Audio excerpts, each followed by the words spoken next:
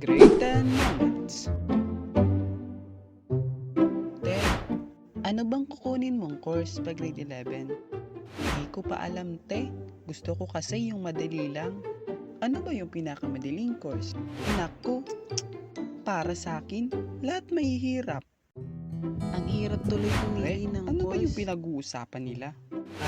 Yung course ata. Ha? Di ba? Matagal pa naman tayong mag-grade 11.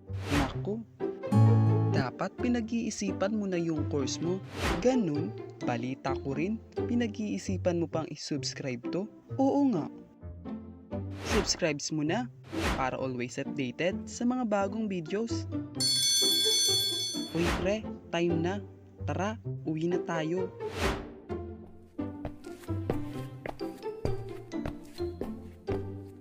Di, joke lang. Whee!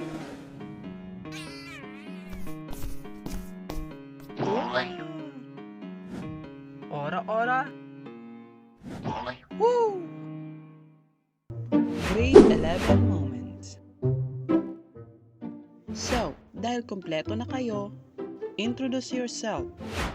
Oh my God, natatai ako.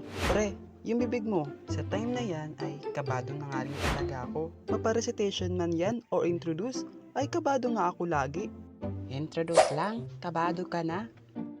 Dead man na lang sa basher. Tuloy lang ang pangarap.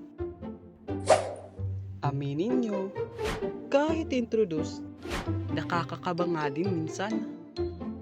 Noy, ikaw naman.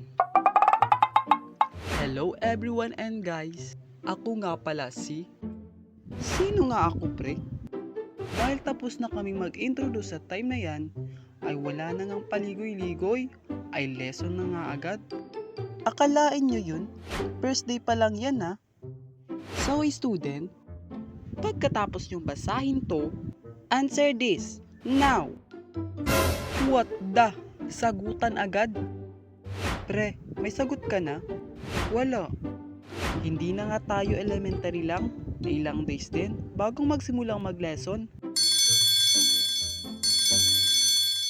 So dahil time na, assignment na lang yan. Yes! Yun! Sa wakas. Punta kaya ako sa bahay niyo mamaya. Ikaw ba? Anong yes? Idagdag niyo pa to. No way! Di ba? First day pa lang? Bad trip na. Sa first day na nga yan, ay tapos na din pala kaming mamili ng mga officer.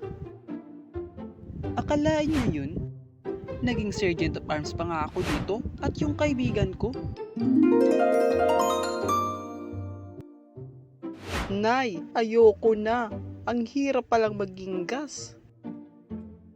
Nak, kaya mo yan. Ikaw pa. Heto, kumain ka na muna.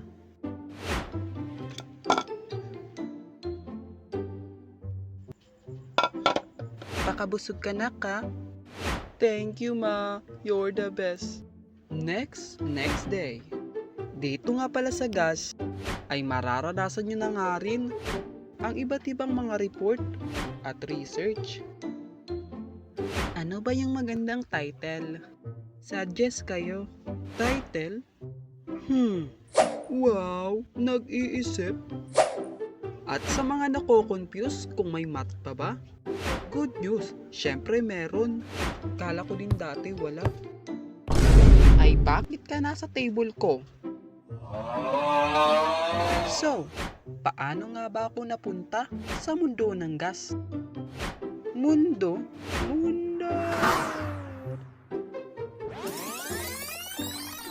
Grade 10 pa nga lang, ay pinag-iisipan na nga natin yung kukunin nating course pagdating nga ng grade 11.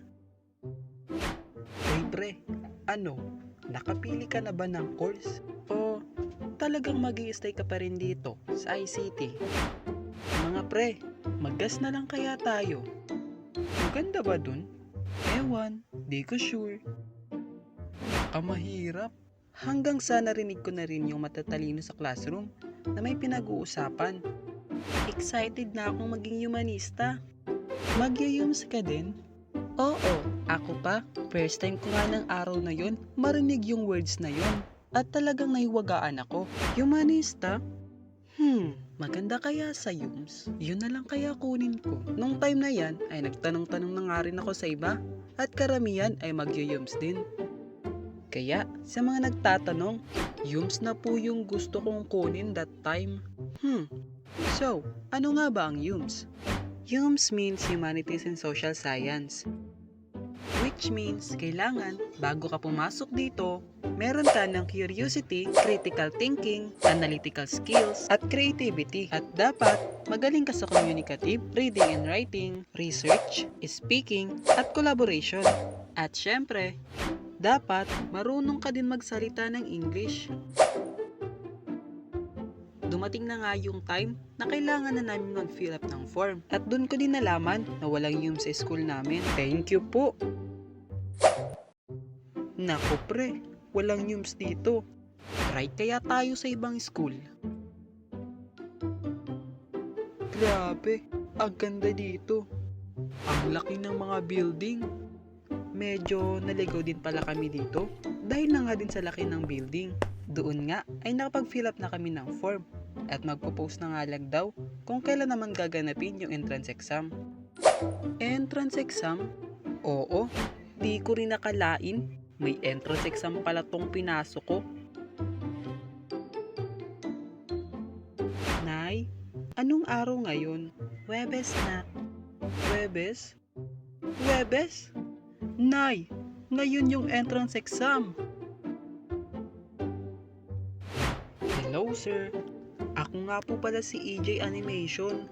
Ay, ikaw pala yun. Bakit late ka? Mahirap po kasi yung sasakyan. Oo siya, pasok na. Unti na lang yung oras natin. Di ko nga pala natapos yung exam. Pero syempre, umaasa pa rin ako.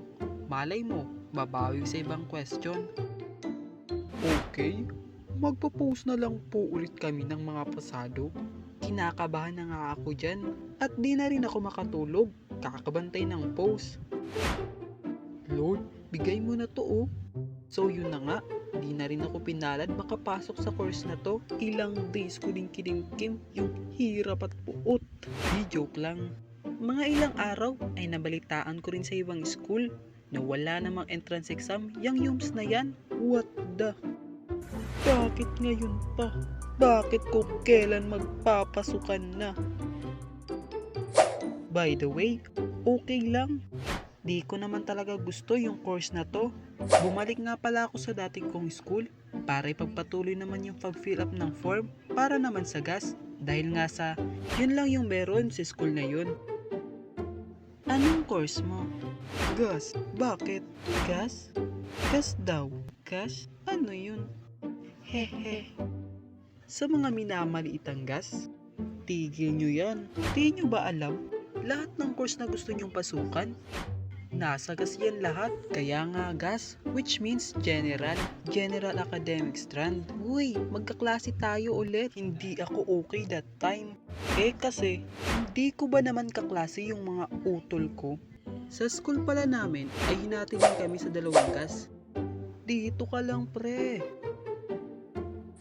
Actually, magkatabi lang naman yung dalawang gas. Ayaw ko lang talaga mahiwalay sa kanila. Sir, lilipat po ako sa kabila. Bakit? Ayaw mo ba sa akin? Hindi naman po sir. Kaya lang, nandoon po kasi sa kabila yung kaibigan ko. Sige, punta ka na lang nak sa opisina at doon ka na lang magpaalam. Huwag ka na lang lumipat. Kung tutuusin, ay swerte na din pala ako dito dahil nga din sa napakabait ng advisor namin. Kaya, sa teacher ko na yun, thank you po. Hanggang dyan na lang. Ora-ora, bye-bye!